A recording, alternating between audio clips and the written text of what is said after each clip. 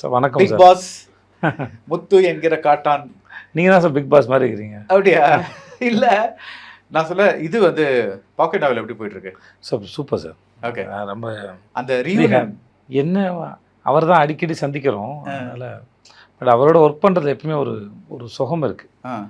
சுகம் இருக்குது, ஒரு ரெஸ்பான்சிபிலிட்டி இருக்குது. அதனால் ரொம்ப சந்தோஷமாக இருக்கேன் நான் அவரோட.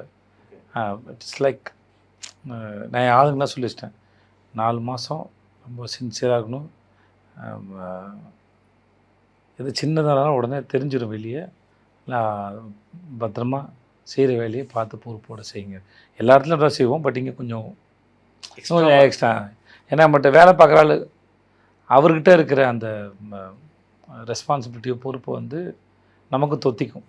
அதனால் பட் ஆனால் சந்தோஷமாக இருக்குது. நீங்கள் இந்த நியூஸ் கேள்விப்பட்டீங்களா?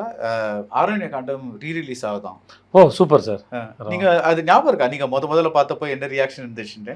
நான் டப்பிங் பேசும்போது அதான் நான் சுதா அவங்க தான் இருந்தாங்க. இப்போ ரீசெண்டாக வந்திருந்தாங்க அவங்க செட்டுக்கு. சுதா கோங்கரா வந்திருந்தாங்க. அப்போ குமாரராஜ் சார் தான் சொன்னார். நான் அவர் முன்னாடி குமாரராஜ் சார் நான் எப்பயோ சொன்னேன், எனக்கு பாலாஜி தரணிதரன் வந்து ஒரு நாள் அறிமுகப்படுத்தினார் இந்த சூப்பர் டீலக்ஸ்லாம் முன்னாடி பார்த்தும்போது. அப்புறம் ஒரு நாள் ஃப்ரெண்டாகி பேசும்போது அவர்கிட்ட சொன்னான், சார் இந்த மாதிரி உங்களோட படத்துக்கு டப்பிங் வந்தேன் சார், அதில் இந்த ஒரு எல்லா க்ரௌடாக உட்காந்து பேசிட்டு இருப்பாங்க, அந்த சீன் என்னமோ எனக்கு பிடிக்கல, நான் சில க்ரௌடு டப்பிங் ஆர்டிஸ்ட்டு, அதனால் வந்து நான் வந்து என் குழந்தைய கூப்பிட போகணுன்னு சொல்லிட்டு நான் வாட்டுக்கு கிளம்பிட்டேன் சார் அப்படின்னு சொன்னேன். அவர் அதெல்லாம் அவர்கிட்ட சொல்லலாம், அவர் ஒன்றும் அதை அவர் ஆக்சுவலி ஒன்றுமே கட்டுக்க மாட்டார். இல்லை நான் சொன்னேன் அவர் நல்லா இல்லைன்னுமோ ஐயா அப்படின்ற ஒரு கடத்த. ஸோ அதனால் இல்லை நம்ம அந்த கம்ஃபர்ட் இருக்கு போய் தான் சொல்கிறோமே. இல்லாட்டி நம்ம சொன்னால் அவரை ஹர்ட் பண்ணிவிடுவோம் அப்படின்னா நம்ம ஏன் சொல்ல போகிறோம்?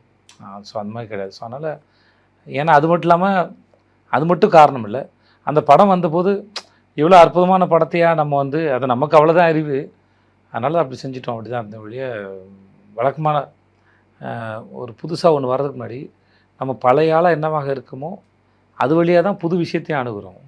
ஸோ அப்போ அதுக்கப்புறம் அதில் தவறுன்னு தெரியும் போது நான் ரியலைஸ் பண்ணுறது வந்து எனக்கு சந்தோஷம். அதுக்கப்புறம் அந்த படத்தை நான் வந்தப்புறம் நான் நிறைய பேருக்கு ரெஃபர் பண்ணேன், செம்ம படம் பாருங்கள் சொல்லிட்டு இருந்தேன் நான்.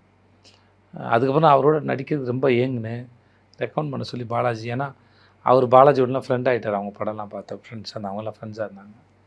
பாலாஜி தரணிதரன் அவர்லாம் சொன்னேன், சார் சொல்லுங்கள் சார் படம் பண்ண சொல்லுங்கள் சார், அப்படி எதாவது கேளுங்க, எதாவது வாய்ப்பு சொல்லுங்கள் சார் அப்படின்னு. அப்படி தான் சூப்பர் டீலக்ஸ் ஹேப்பன்.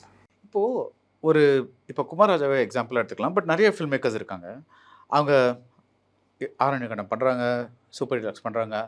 அப்போ வந்து ரிசப்ஷன் ஓரளவுக்கு இருக்குது, பட் போக டைம் போக அதோட ரிசப்ஷன் அவங்க அந்த படத்தோட மித் அதெல்லாம் சேர்த்து ஒரு பாப் கல்ச்சர் இதுவாகுது. அது ஏன் அது அந்த டைமில் இல்லாமல் ஏன் ஒரு வருஷங்கள் ஒரு பக்கம் அது கவலையாகவும் இருக்குது. ஏன்னா அது அவ்வளோ கஷ்டப்பட்ட உழைப்புக்கு வந்து அது உடனே ரெக்கக்னிஷன் கிடைக்காம தள்ளி போகும்போது, நான் கடைசி விவசாயி கூட எடுத்துக்கோங்களேன், நிறைய படங்கள் இந்த மாதிரிலாம் இருக்குது. ஓகே, ரொம்ப கவலை அளிக்கும், அது மாற்று கருத்தே கிடையாது. இப்போ நானே உதாரணம் தானே, டப்பிங் பேசும்போது எனக்கு அது பிடிக்கலன்னு சொல்கிற மாதிரி தான், வேறு வழி இல்லை. அது ஒரு புதுசாக இருக்கலாம், பழைய சாயலில் இல்லாமல் இருக்கலாம். பழைய சாயல்லே வரும்போது உங்களுக்கு பழக்கப்பட்டதாக தெரியும் போது அது ஈஸியாக அடாப்ட் ஆக முடியல, ரசிக்க முடியும். புதுசாக வரும்போது அது கொஞ்சம் டைம் எடுக்கிறதோ என்னமோ அப்படின்னு நான் நினைக்கிறது தெரியல. மேபி எதிர்காலத்தில் அதுக்கான சந்தர்ப்பங்கள் குறைவுன்னு நினைக்கிறேன். ஏன்னா மக்கள் நிறையா ஓடிடி படங்கள், நிறைய இன்டர்நேஷ்னல் ஃபிலிம்ஸ் எல்லாம் பார்க்குறாங்க.